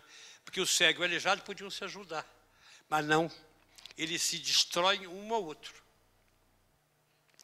Então, em determinado momento final, ele chegou no meu ouvido, e a plateia não ouviu o que ele disse no meu ouvido, nem o Rubens ouviu. Disse assim, vai lá e rouba o cajado dele, porque a única coisa que você precisa dele é o cajado, porque com o cajado você vai tateando e vai andando. É esse que é importante. Eu fui lá, assim, de cego, assim com a mão, encostei no cajado, segurei um tempo e puxei. Quando eu puxei o cajado, ele gritou, final da peça. A plateia levantou e começou a gritar. Aí ele não conseguiu segurar a plateia. E o Gerald, nessa época, inventou a fumaça no teatro brasileiro. Você lembra da fumaça, né? Tem gente aí que deve lembrar da fumaça. No dia da estreia do 4 vezes Beckett, no Teatro dos Quatro, quando começou a peça, abriu o pano, era fumaça que tomava conta do palco inteiro. Eu estava lá no meio da fumaça, tocando violino. Uma mulher saiu correndo da plateia, chegou no hall e disse, cuidado, chama o bombeiro, está pegando fogo o palco. Ficou famoso isso. E o Gerald usou pela vida fora, muitas e muitas vezes, a fumaça, que passou a ser uma parte integrante da linguagem dele, né? E o quartet era maravilhoso. Quartet que era baseado nas ligações perigosas de Cordelos de la Clos, a história do Valmont e da Merteio. A Tônia Carreiro fazia Merteio e eu fazia o Valmont. E havia umas coisas na peça inacreditáveis. Tem um momento que a Tônia me imitava, passava a representar como homem. Tem um momento que eu passava a representar como Tônia, como mulher. Era um espetáculo muito interessante, muito provocador. Como é que é? Havia gente que se levantava da plateia e ia embora. Isso é o quê? 87. Ainda tinha gente que se levantava da plateia e ia embora. E isso significou para você, naquele momento, você é um ator com toda essa trajetória, consagrada já, uma inovação ou alguma coisa, um risco? Acho que um risco, com certeza, né? Naquele momento significou isso? Mas a gente corria o risco com certo prazer. Isso que eu acho que toda a vida me norteou muito, o risco. Eu percebi que eu nunca tinha pensado, por exemplo, em fazer teatro, vou montar uma comédia para ganhar uma fortuna. Isso nunca passou pela minha cabeça. Não estou xingando ninguém que pense assim, não, pelo amor de Deus. Cada um tem direito de querer o teatro que quer. Mas eu nunca pensei isso. Às vezes eu dizia assim, eu sou um bobo. Porque eu também tenho o direito de fazer uma peça um dia comercial mesmo. Nunca fiz uma peça comercial mesmo. Porque sempre que quando eu montei qualquer peça das minhas, era sempre pensando em fazer um bom espetáculo. Então o teatro acaba premiando você, né? Acaba te dando alguma coisa de volta. Me deu mais coragem para arriscar. E com o Domingos? Com o Domingos de Oliveira? O Domingos foi um barato, sabe? O Domingos começou há muitos anos atrás. O Domingos apareceu na porta do Teatro Ginástico, quando nós fazíamos o Beijo no Asfalto, para me mostrar uma peça dele que ele queria que eu fizesse na televisão. Mas era uma peça complicadíssima. Eu disse, Domingos, a televisão não tem recursos para fazer essa tua peça. Não dá para fazer. Ele ficou muito triste. Ele tremia, mas tremia de timidez, falando comigo. Imagina. O tempo passou. Um dia o Domingos arranjou uma verba e disse, agora eu quero que você venha fazer aquela peça comigo, no teatro. Olha, eu não podia deixar de ir, né? Eu achava a peça perigosa, achava que não ia ser sucesso, mas eu fui. Fui porque eu vi a paixão dele pela peça e pela minha participação nesse espetáculo. Então eu fui. Fui e, na verdade, acabou não dando certo. Não deu certo porque o espetáculo não ficou bom. E, por outro lado, um dia eu tinha uma movimentação na beirada do palco com o Napoleão Muniz Freire, um excelente ator, que as pessoas na plateia ainda devem se lembrar dele. O Napoleão sentava no chão e eu pulava por cima dele. Ele sentou no chão, eu pulei. Quando eu pulei, ele levantou. Ele levantou, me projetou contra a ribalta. Eu caí com o cotovelo na ribalta e tive a articulação soltou. Eu fiquei impossibilitado de vestir qualquer roupa, fiquei em casa, dias entalado com aquele negócio assim, sem poder fazer nada. E deu um prejuízo ao Domingos sério. Pelo menos R$800 mil de prejuízo. E o Jung e eu, vocês fizeram depois disso? Não, aí ele escreveu para mim, primeiro, Sérgio 80. Sérgio 80. Ele foi para minha casa, sentava comigo e me ouvia falar horas e horas, perguntava, ia gravando tudo. Gravando tudo. E depois leu o meu livro. E aí começou a trazer o texto. O texto do Domingos era muito divertido. Eram episódios que aconteceram comigo, episódios de eu garoto, eu com meu irmão, indo ao teatro de revista, papai nos levando ao teatro. Essa dúvida de largar a medicina pelo teatro, estava tudo no Sérgio 80, porque era uma biografia minha. Mas começava de uma maneira muito estranha, num domingo de carnaval, quando eu ia ao High Life. Aqui, gente, lembra do High Life? Tem alguém que lembra do High Life? Não? Pois é, o High Life. O High Life era um bar terrível, uma casa maravilhosa que existe ainda. Lá na... Como é? Ah, meu Deus. Santo Amaro, alguém falou. Santo Amaro, isso aí. Santo Amaro. E eu fui a esse baile e levei uma garrafa de uísque. Tinha uma coisa no High Life que era famosa. 10 minutos ou 15 minutos, às vezes, parava tudo, não se ouvia nada, apagava todas as luzes. E acontecia tudo que podia acontecer. Eu estava encostado na parede assim, bebendo, e uma mulher estava olhando para mim. Apagou a luz e a mulher não perdeu tempo. Avançou e me comeu. Não, porque foi ela que me comeu. Não fui eu que comi ela, não. Foi ela que me comeu. Ela me comeu, e quando eu ia agradecer, que bom, ela já tinha ido embora. Aí ela foi ingrata, né? Porque foi bom, parece. E ela foi embora, e eu fiquei bebendo, fiquei bêbado e fui para casa. Fui para casa, fui para a praia, peguei um sol terrível, que com marcas vermelhas na testa, no rosto. Caí na cama, todo sujo de areia. A família acordou, nós estávamos no hotel. A família acordou e foi embora. A irmã me disse, olha o Sérgio, que sujeira fez. Pai, é carnaval, deixa o rapaz. Foram embora. Eu fiquei sozinho. Aí aconteceu uma coisa que eu conto para vocês com a maior naturalidade, porque foi exatamente assim. Eu levantei, fui ao banheiro, peguei uma lâmina Gillette e cortei os pulsos. Nossa. Por quê? Não sei. E se eu quiser saber mesmo, não vou saber. Totalmente não vou saber.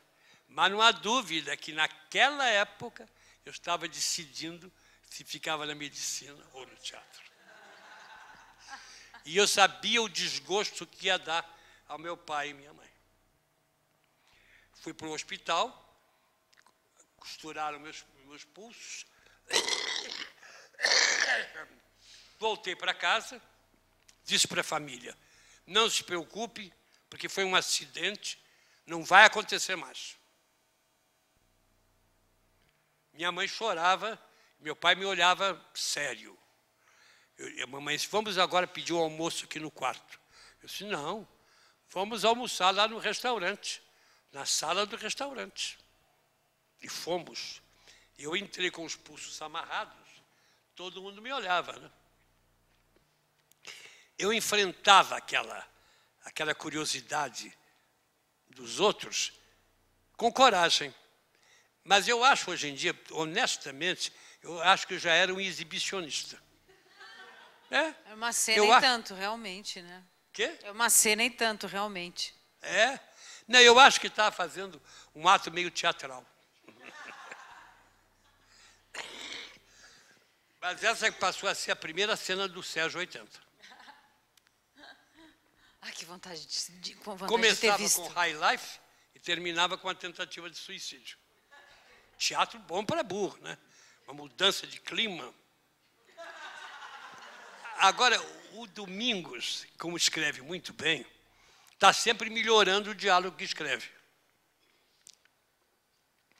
Então, escrevia o diálogo do Sérgio 80 e no dia seguinte modificava um pouco. Domingos, eu tenho que decorar. Se você muda cada dia, como é que eu decoro? Não, tá bom. Aí ele vinha para me dar mais texto.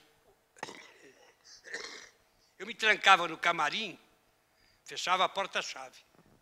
Ele botava por baixo do camarim as folhas com várias insinuações de textos novos. E às vezes eu respondia a ele, olha, essas de hoje eu vou decorar. Mas agora eu não decoro mais nenhuma. Aí quando nós fizemos Jung e eu, ele começou a fazer a mesma coisa outra vez. Ó, Domingos, eu não vou decorar mais uma vírgula diferente. Ainda mais que o texto de Jung era bem complicado. Porque eu falava sobre Jung. Era maravilhoso. A filosofia do Jung. Era maravilhoso. Esse eu tive o privilégio de ver. É. Mas ele, está se tornando um ator indirigível, é? Não. Um ator que quer o texto para decorar, Domingos. Mas ele acabou, como sempre, muito meu amigo. Nós somos grandes amigos, grandes amigos. Eu adoro Domingos. Eu acho que ele faz um tipo de literatura feliz, literatura do amor, do prazer de estar junto, da felicidade mesmo, das pessoas que se amam. Ele sempre amou muito. Nós estivemos outro dia no MIS, ele dando o depoimento, e o Guilherme Fiuza perguntou assim, Domingos, você sempre foi muito amado pelas mulheres, né? Você acha que é que você sempre amou muito as mulheres? Eu acho que é. Eu acho que é. Bom, Leila Diniz é respeitável. Mas eu acho que a grande mulher da vida dele é a Priscila Rosenbaum, uma excelente atriz. O Domingos é um barato, é uma pessoa que eu sou sempre disposto a voltar a trabalhar. Sérgio, e para a gente encerrar essa parte, então, daqui a pouco a gente vai abrir para as perguntas da plateia, eu só queria que você falasse um pouquinho desse seu espetáculo que está em cartaz, que está muito bem dito, muito bem falado por todos. Falasse um pouquinho desse espetáculo e um pouquinho do papel da crítica, do que você vê, do papel da crítica dentro do trabalho do ator. Olha, eu só queria, eu teria que falar muitos espetáculos tão importantes para mim quanto esse, mas digamos assim, que eu fiz Longa Jornada, do O'Neill com a Cleia Diáconis, foi um espetáculo memorável, de prazer intenso, de representar ao lado daquela grande atriz. Eu fiz Pequenas Raposas, da Lilian Hellman. Eu fiz Outono e Inverno, do Lars Noren, com uma direção maravilhosa do Eduardo Tolentino. Eu fiz Jung e Eu.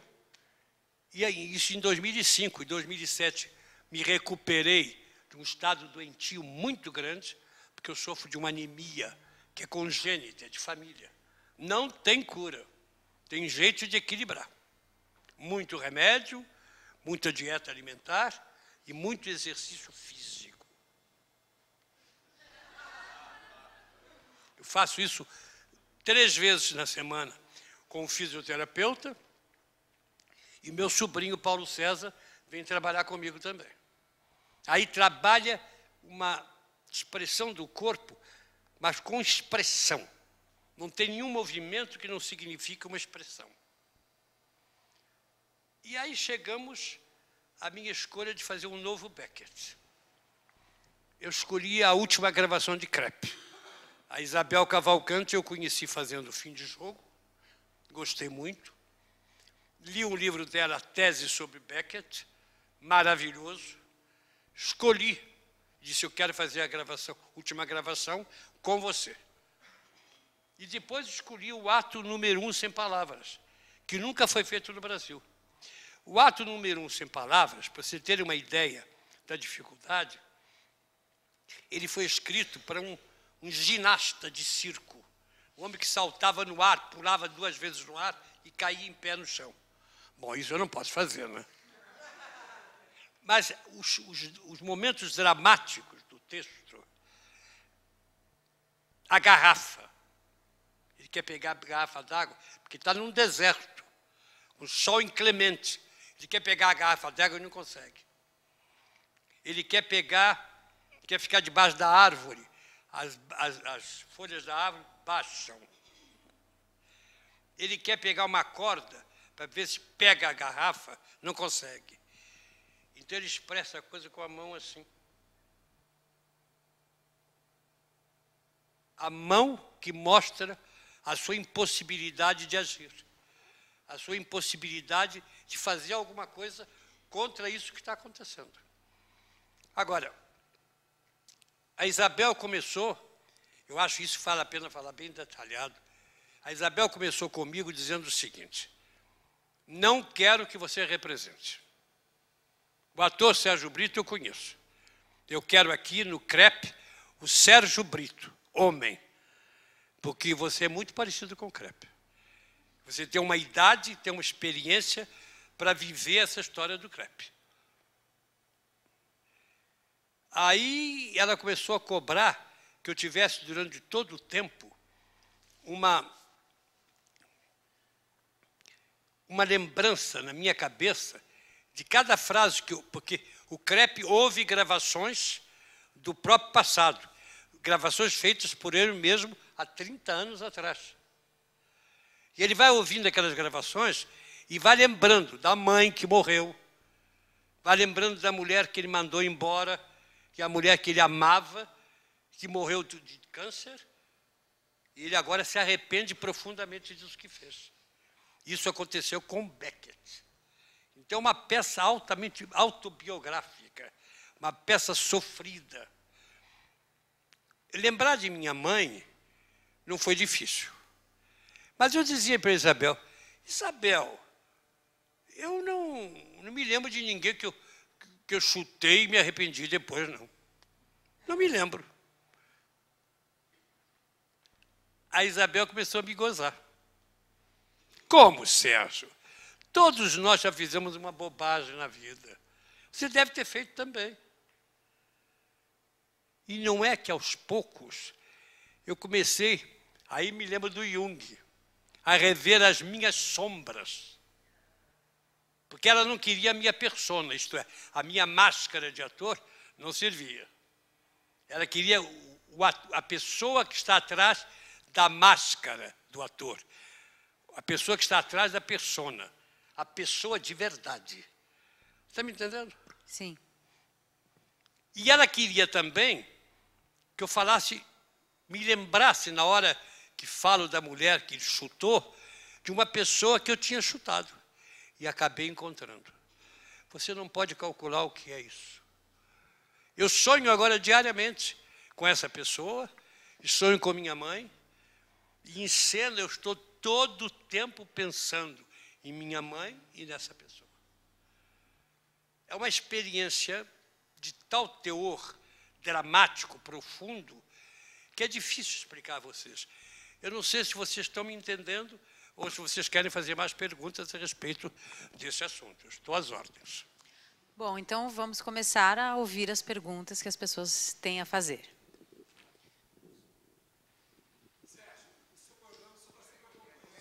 Só um instantinho, por favor, esperar o microfone chegar.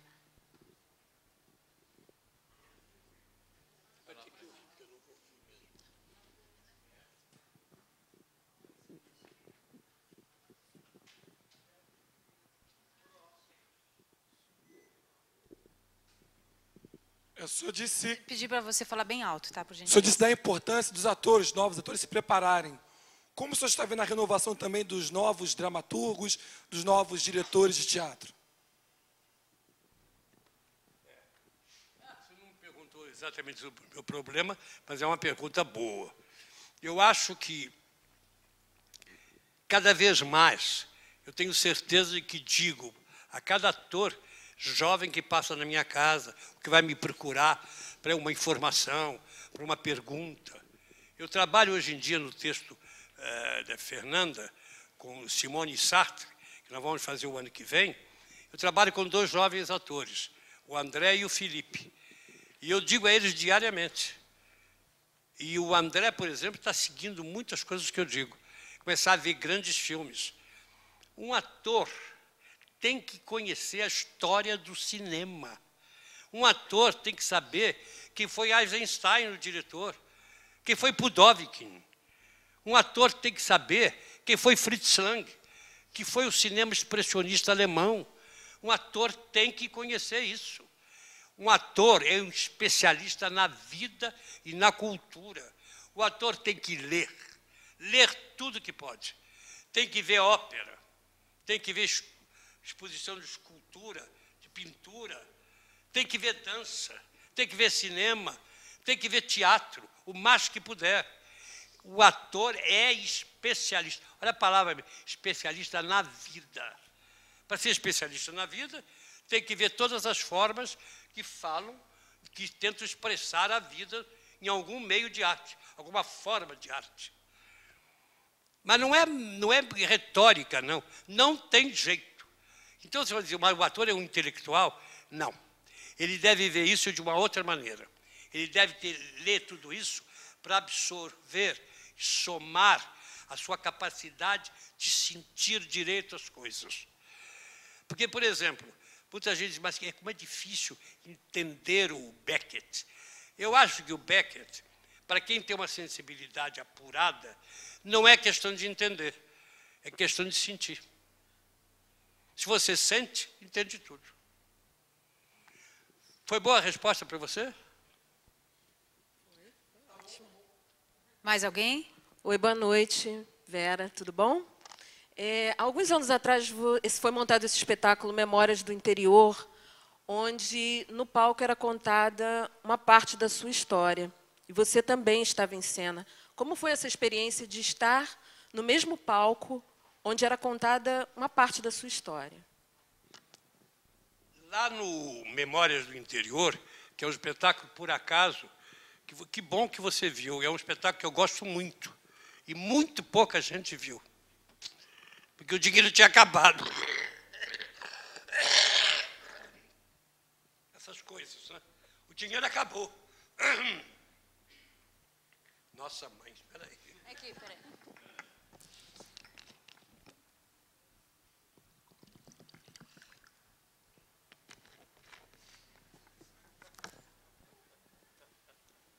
O dinheiro acabou e a gente montou a peça para o público ver durante uma semana no Delfim. O FEFOR nos deu uma verba, mas para viajar. E na viagem gastamos toda a verba. E aquele espetáculo tinha essa coisa da memória. Você se lembra que começava com um chapéu na mão dele? Mas aquilo não me doía, porque, na verdade, era uma tentativa de colocar uma possível vida minha, mas dentro de uma imaginação teatral, né? Eu tentava recordar uma cidade do interior, mas não era cidade minha, era uma cidade teatral. Era sincero, era muito colocado. Eu falava de coisas que eram muito minhas, mas, no fundo, a cidade não era minha, a história não era minha. As coisas que eu dizia eram minhas. Lógico que aquilo me afetava, mas como o Beckett atual, nada igual. Nada igual. Eu sempre tenho muito medo de dizer, esse espetáculo é a melhor coisa que eu já fiz na vida. Isso é mentira. Porque cada momento da sua vida, você tem 22 anos, tem 30 anos, tem 40 anos, tem 50, tem 85. Como é que você pode julgar espetáculos em qualidade através da vida toda? Impossível, impossível. É mais fácil você acreditar que esse espetáculo realmente é dos mais expressivos que eu fiz, dos que mais me doem e o que mais me dão prazer. Mais alguém? Sérgio, nós temos no cenário do teatro, na nossa classe teatral, uma das figuras mais polêmicas, que é a Bárbara Leodora. E a Leona perguntou e acabou não dando tempo de perguntar. Você tem uma relação com a Bárbara, que você a conhece desde que ela era atriz, e da mesma maneira que ela já te enalteceu, ela já te destruiu. Na tua visão, quem é a Bárbara Leodora? Eu conheço a Bárbara Leodora desde 48, Teatro do Estudante. Quando nós saímos do Rio de Janeiro e fomos viajar com o Hamlet, a Bárbara veio fazendo a Rainha Gertrudes conosco. Quando nós chegamos em São Paulo, no Municipal de São Paulo, começamos a subir as escadas, o Rei Cláudio e a Rainha Gertrudes, a Bárbara vacilou e disse para mim, estou enjoada. Ela estava grávida da Patrícia Bueno. No dia seguinte, ela ainda fez o espetáculo. No terceiro dia, Cacilda Becker foi ensaiada por mim e pelo Sérgio e veio substituí-la. A Bárbara ficou uma grande amiga. Essa intimidade que se criou de um palco, com um drama de filha que vai nascer, se tornou uma grande amiga minha. E essa amizade foi muito boa, porque ela vai à minha casa, eu vou à casa dela, e ela nunca deixou de ser uma crítica altamente rigorosa com tudo que eu faço. E, pelo contrário, sempre a pior crítica que eu tinha em cada espetáculo era a da Bárbara. Porque eu acho que ela se cobra ser muito justa e ser muito detalhada em cima dessa pessoa que ela conhece tão de perto. Aí, quando chega essa peça atual, quando a Bárbara realmente se emocionou na plateia de verdade e fez aquela crônica tão bonita, eu realmente fico tão emocionado que eu nem sei falar, nem sei dizer a ela obrigado. Mas acontece. Eu acho que a Bárbara Leodora é uma crítica altamente séria, uma crítica difícil, porque ela se cobra uma qualidade muito especial. Há pouco tempo, eu a aconselhei a ver um espetáculo que estava meio esquecido pela imprensa, e ela foi ver. Telefonou para minha casa, eu te matei de ódio vendo aquela porcaria. Mas ela fez a gentileza de não falar da peça. Foi o máximo que ela pôde fazer. Mais alguém, por favor? O senhor tem uma longa trajetória no teatro. Eu queria saber se o senhor chegou mais perto, na sua profissão de ator, do inferno ou mais perto do céu. E se o senhor aspira a fazer mais alguma coisa? Mais perto do inferno ou do céu na sua trajetória como ator? Mais perto do inferno ou do céu na sua trajetória como ator?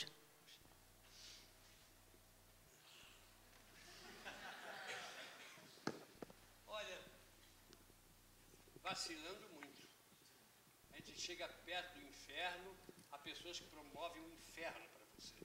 Eu tenho duas direções, eu não vou dizer o nome dos diretores. Sérgio. Eu não vou contar o nome dos diretores, mas vou contar duas direções que me levaram ao inferno. O Papigirto do Vianinha e o Rei Lear de Shakespeare. Duas peças relativamente boas. Né? Pois é. No Papigirto, o diretor um dia disse assim, vamos encontrar um sentimento para fazer esse primeiro ato, baseado num sentimento.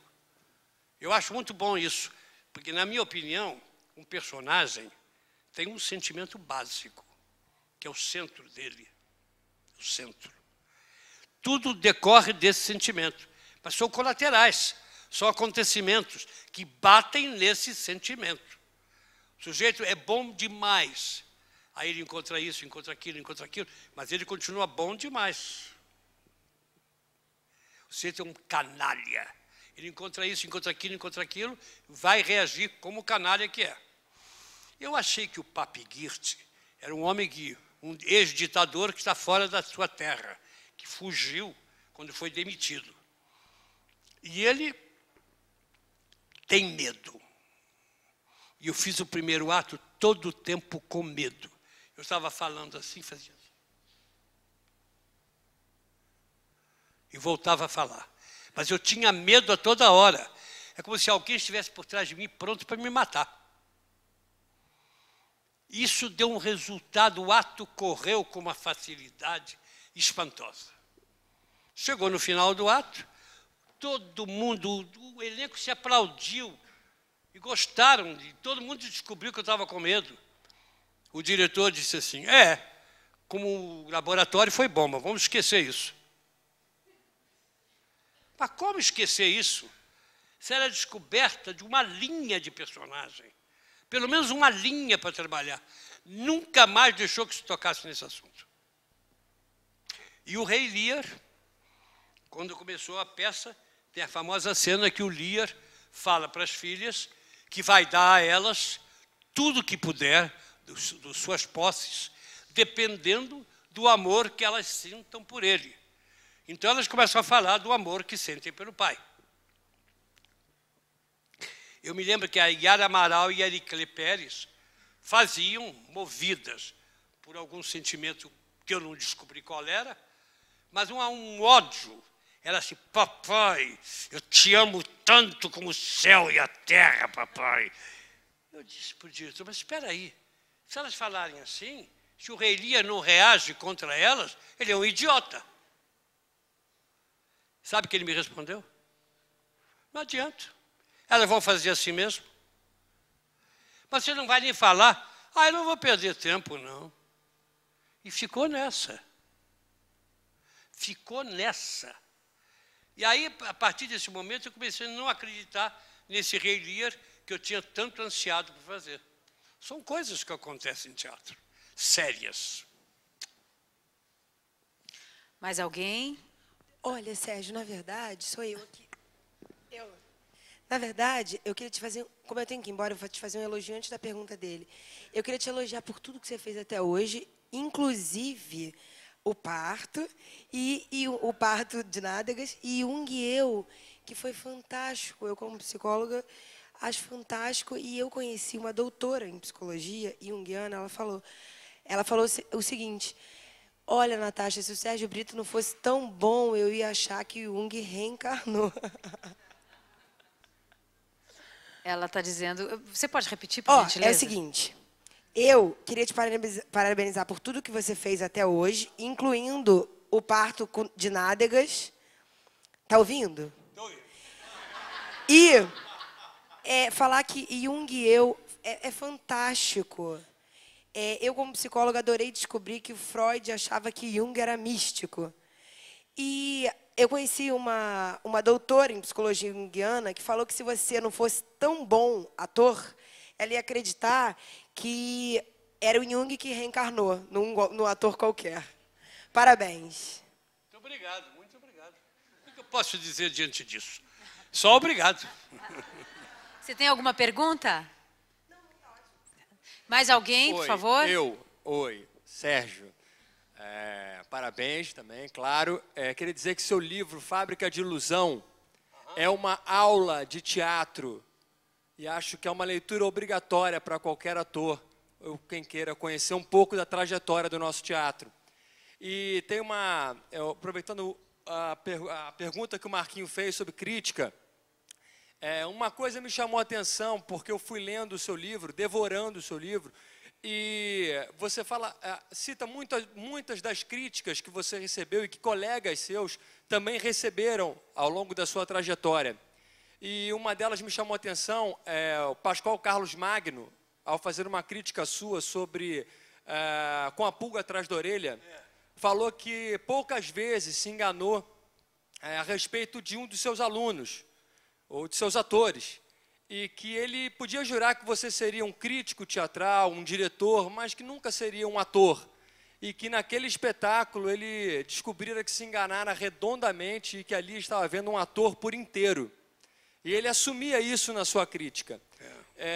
E eu percebi, ao ler a crítica para os outros atores, Sérgio Cardoso, enfim, e outros tantos que você cita tão bem na sua trajetória, eu via naquela época, na década de 50, 60, uma crítica preocupada em nortear um pouco o ator e mostrando-se fiel em acompanhar a trajetória e o crescimento desse ator. Você acha que a crítica daquela época mudou para hoje em dia? Ou se hoje em dia nós continuamos tendo esse tipo de crítica? Que análise você pode fazer, se é que pode, desse tempo? Olha, eu acho que os críticos, quer dizer, Barbie Leodora, Maxim Luiz, Lionel Fischer, continuam com a mesma boa vontade do Ian Michalski, da Barbie Leodora, né? Como é o Martinho, como é o nome dele? Gilberto Martinho, não. Que é o autor de teatro também, que fazia o Globo. Eles faziam crítica com muito interesse. O Ian Michalski é o campeão do jornalista, do crítico, em relação ao seu amor pelo teatro. Ele escrevia uma matéria, às vezes de 3 páginas, sobre uma peça que ia estrear. Ele ia assistir ensaios para discutir a peça e poder apresentá-la ao público.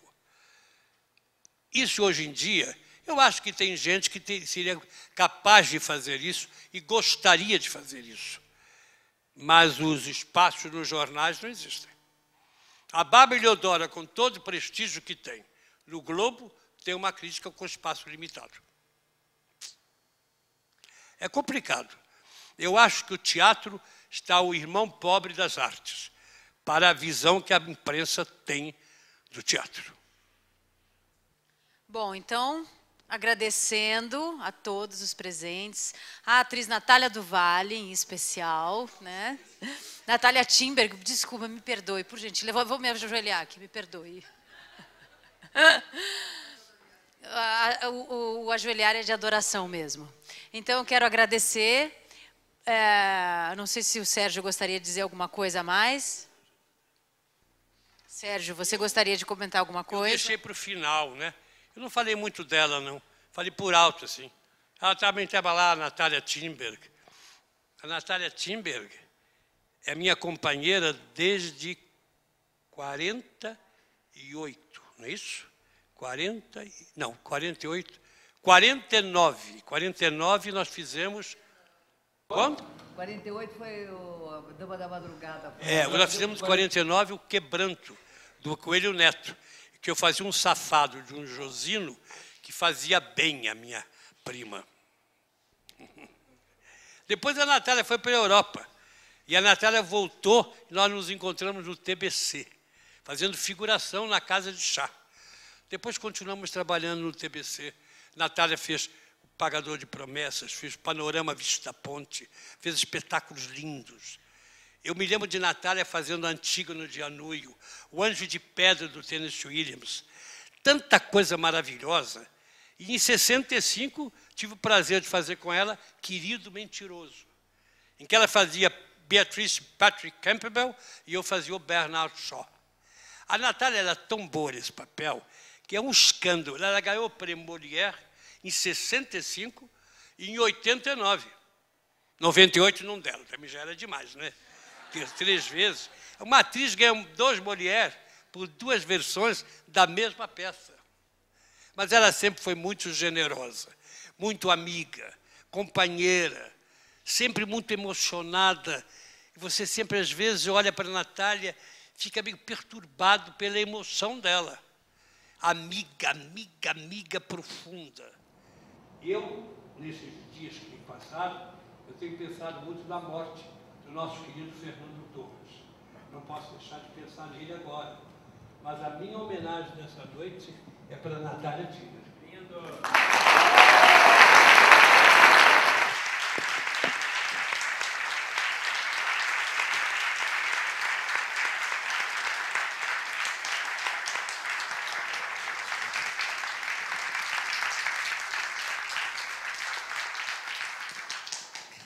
Sérgio, esse homem de teatro que está aqui, cuja dimensão eu acho que todos têm bem presentes, é um gigante na vida teatral brasileira, é um irmão de vida inteira, é um homem que, se não estivesse hoje aqui, relatando essa trajetória, eu não sei se mais alguém tem a consciência do que foi todo esse momento do teatro no Brasil. Porque ele a viveu, ele a trabalhou, ele a criou, e ele vem distribuindo toda essa bagagem aos borbotões para todos nós que vivemos isso com ele e para vocês que vêm vindo aí, atrás, recebendo toda essa história que senão eu não sei onde estaria. Não tem ninguém para fazer o que ele faz. Sérgio é uma emoção permanente, é uma paixão. Este homem é movido à paixão pelo teatro. Bravo, Sérgio! Obrigado, Natália, obrigado. Muito carinho para você.